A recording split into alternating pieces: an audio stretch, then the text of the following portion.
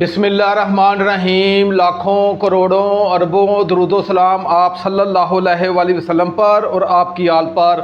अल्लाह ताला आपको खुश रखे। मैं हूं तारिक जावेद, आप देख रहे हैं दादा तारिक रेसिपी। आज जो मैं बहुत ही मज़ेदार रेसिपी लेके आया हूँ वो बहुत कमाल की रेसिपी है और मुझे यकीन है कि आज से पहले आपने अपने घर में ये रेसिपी नहीं बनाई होगी। ये मेरी ख़ास रेसिपी है, आपने ये नोट फरमानी है। आज मैं भिंडी शोरबा बनाऊँगा बहुत कमाल तरीके से और बहुत ही सादे तरीके से। आए अपनी रेसिपी की तरफ चलते हैं। रेसिपी भिंडी शोरबा बनाने के लिए मैंने 250 ग्राम भिंडी ली है और इसे अच्छे तरीके से मैंने धो लिया है। इसकी कटिंग कैसे करनी है वो आपने थोड़ा सा गौर से देख लेना है। तो जो चीज़ें इसमें डलेंगी वो आपने नोट फरमा लेनी है।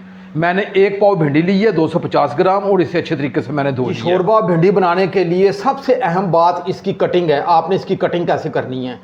अब ये भिंडी है, इसका जो ऊपर वाला डंडल है आपने, मैं ज़रा थोड़ा सा कैमरे के करीब आपको करके ये दिखा रहा हूँ ताकि आप थोड़ा सा करीब से ज़रा देख लें। ये भिंडी है, इसका जो ऊपर वाला डंडल है काटना किस तरह है। आपने भिंडी उठानी है, इसका जो ऊपर वाला हिस्सा है वो हल्का सा ऊपर से उतारना है ताकि ये अंदर से ये भिंडी ऐसे पैक रहे, बंद रहे।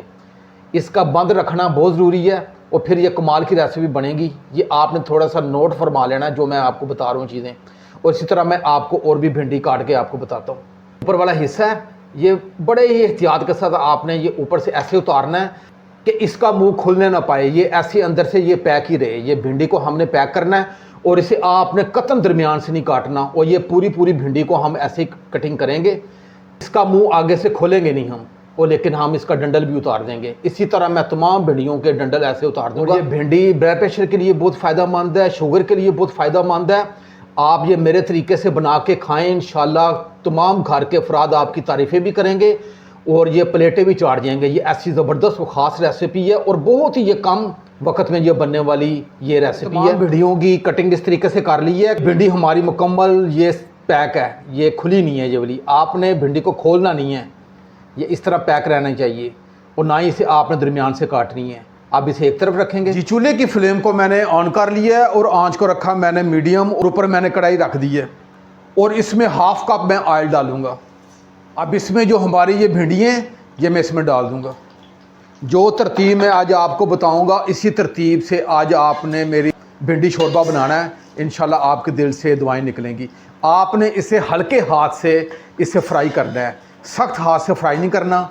आंच आपने मीडियम रखनी है और इसे हमने 4 से 5 मिनट फ्राई करना है। भिंडियों को फ्राई करते हुए 4 से 5 मिनट हो गए हैं और इसकी एक बहुत ही प्यारी सी खुशबू है जो मेरे पूरे किचन में फैल चुकी है। अब चूल्हे की फ्लेम को मैं ऑफ़ करूँगा और ये हमारी जो भिंडी हैं जिन्हें मैंने फ्राई कर ली है 4 से 5 मिनट, इन्हें मैं अलग निकाल लूँगा प्लेट में। बिस्मिल्लाहिर्रहमानिर्रहीम।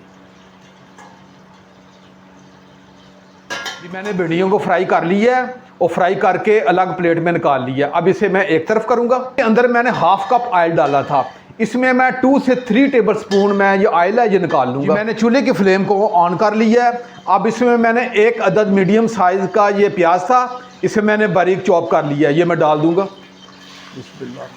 आंच आपने मीडियम रखनी है और इसे मैं हल्का सा सुनहरी करूँगा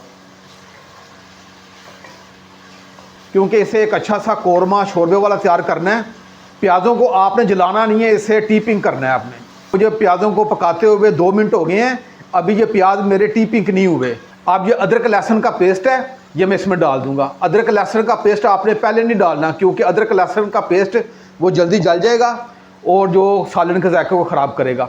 अब ये दोनों चीज़ों को मैं अच्छे तरीके से फ्राई करूँगा ताकि दोनों चीज़ें अच्छे तरीके से फ्राई हो जाएं। मैंने प्याज़ों को भी फ्राई कर लिया है और जो अदरक लहसुन का कच्चापन था ख़त्म हो गया। और अब आपने इसे ज़्यादा जलाना नहीं है, ये देखिएगा टीपिंग हो गया। अब ये थोड़ा सा पानी इसलिए डालूंगा ताकि मज़ीद ये मसाला हमारा जलने ना पाए। ये लें जी। अब मैंने 1 अदद टमाटर लिया है, इसे भी बारीक चॉप कर लिया है, ये भी डाल देंगे और इसे अच्छे तरीके से मिक्स करूँगा और 1 से 2 मिनट अच्छे तरीके से इसे पकाऊंगा ताकि टमाटरों का जो कच्चापन है वो भी खत्म हो जाए। सारे मसाले आपने एक साथ डालने हैं। 1/2 टीस्पून मैंने नमक लिया है, 1/2 टीस्पून मैंने खुशक धनिया लिया है, 1/2 टीस्पून मैंने नमक लिया है और नमक आप अपने जायके के हिसाब से कम ज़्यादा कर सकते हैं। और 1/2 टीस्पून मैंने सुरख मिर्च ली है और मिर्च भी आप अपने जायके के हिसाब से कम ज़्यादा कर सकते हैं।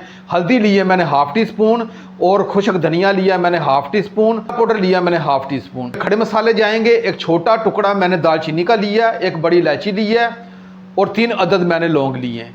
ये तमाम चीज़ें आपने एक साथ ही डालनी है, आगे पीछे नहीं डालने। सारे मसाले हैं जिनकी मैं आपको तफसील बता चुका हूँ, ये इसमें डाल देंगे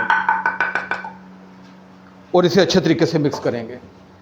और मैं इसे 1 मिनट के लिए फ्राई करूंगा। ये मैंने मसाले डाल के 1 से 2 मिनट फ्राई कर लिया है, और साथ ही टमाटरों का जो कच्चापन था वो भी ख़त्म हो गया। अब मैं तकरीबन 4 से 5 टेबल स्पून ये पानी थोड़ा सा डालूंगा, और ये मीडियम टू लो आंच पे इसमें 5 मिनट ढाँक के रखूँगा, ताकि ये तमाम मसाला एक जान हो जाए। आप 5 मिनट के बाद मिलते हैं जी। मसाले को ढाँप के पकाते हुए मुझे 5 मिनट हो गए हैं। अब इसका ढक्कन उठा के चेक कर लेते हैं। ये लें जी, ज़बरदस्त किस्म का हमारा ये मुकम्मल मसाला कुक हो चुका है, और इसका ऑयल भी अलग हो गया है, और तमाम चीज़ें एक जान हो गई हैं। अब आपने क्या करना है, आँच को थोड़ा सा आपने तेज़ कर लेना है, और इसे अच्छे तरीके से 3 से 4 मिनट इसकी भुनाई करनी है मसाले की। आप जितनी अच्छी भुनाई करेंगे और इतना ही ज़बरदस्त किस्म का ये शोरबा बनेगा। मैंने मसाले की 4 से 5 मिनट अच्छे तरीके से इसकी भुनाई कर ली है, और इसका ऑयल मुकम्मल अलग हो गया है। इसकी अच्छे तरीके से भुनाई करने का मकसद ये है, हमने भिंडियाँ डालनी है तो उस वक्त हमने ज़्यादा इसके अंदर चम्मच नहीं घुमाना। ये नहीं जी। अब मैं आधा गिलास पानी इसमें डालूँगा। बिस्मिल्लाह जी, मैंने पानी डाल लिया है। अब ये हमारी जो भिंडियाँ थी जिन्हें हमने पहले फ्राई कर लिया था, ये मैं इसमें डाल दूंगा। बिस्मिल्लाहिर्रहमानिर्रहीम। अब आपने हल्के हाथ से चम्मच से मिक्स करना है, बल्कि कढ़ाई को पकड़ के आपने ऐसे हिला के मिक्स करना है। ज़्यादा आपने चम्मच के साथ नहीं इसे मिक्स करना। ये नहीं जी। अब मैं आंच को लो कर दूंगा। मैंने दम वाली आंच कर दी है, और इसे ढाँप के मैं 5 मिनट के लिए रखूंगा। इसकी वजह यह है कि जो भिंडियाँ हैं इसका सारा फ्लेवर शोरबे में आ जाए। 5 मिनट के बाद मिलते हैं जी। मुझे दम वाली आंच पे रखे हुए 5 मिनट हो गए हैं। अब इसका ढक्कन उठा के हम चेक कर लेते हैं जी। ये लें जी हमारी बेहतरीन। अब चूल्हे की फ्लेम को मैं ऑफ करूंगा, और ये 1 अदद हरी मिर्च है जिसे मैंने दरमियान से काट लिया, ये इसमें डाल देंगे। इसका फ्लेवर। हमारी बेहतरीन शोरबा भिंडी तैयार है।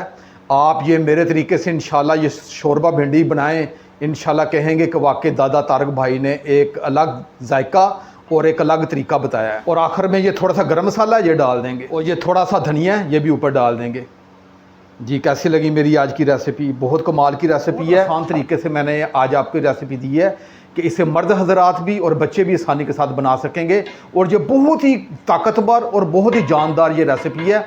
आप इसे बनाएं, इंशाल्लाह एक अलग जायका आपको मिलेगा। अगर ये मेरी कावश, ये वीडियो अच्छी लगे तो मेरे चैनल को ज़रूर सब्सक्राइब कर दिया करें। अब मैंने चूल्हे की फ्लेम को ऑफ़ किया हुआ है, और इसे ढाँप के 5 मिनट के लिए रखूँगा। 5 मिनट के बाद मैं इसे डिश आउट करके आपकी खिदमत में हाजिर होता हूँ जी। मैंने आज की रेसिपी को डिश आउट कर दी है, और मुझे यकीन है कि आज से पहले आपने कभी भी भिंडी शोरबा नहीं बनाया होगा। आप मेरे तरीके से, बहुत सादे तरीके से भिंडी शोरबा अपने घर में बनाएं। अब अपने भाई तारिक को इजाज़त दें। इंशाल्लाह मैं एक नई रेसिपी के साथ हाजिर होऊंगा। अपना बहुत ख्याल रखिएगा। अल्लाह हाफिज़।